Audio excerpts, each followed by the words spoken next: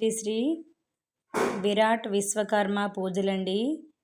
చాలా చాలా బాగా చేస్తారండి. 3 రోజుల నుంచి అయితే కుంకుమ పూజలు చాలా గ్రాండ్గా చేశారు. నేను ఆ వీడియో మిస్ అయిపోయాను ఫ్రెండ్స్, సారీ ఫ్రెండ్స్. ఈరోజు అయితే అన్నదాన కార్యక్రమం చాలా బాగా చేశారు.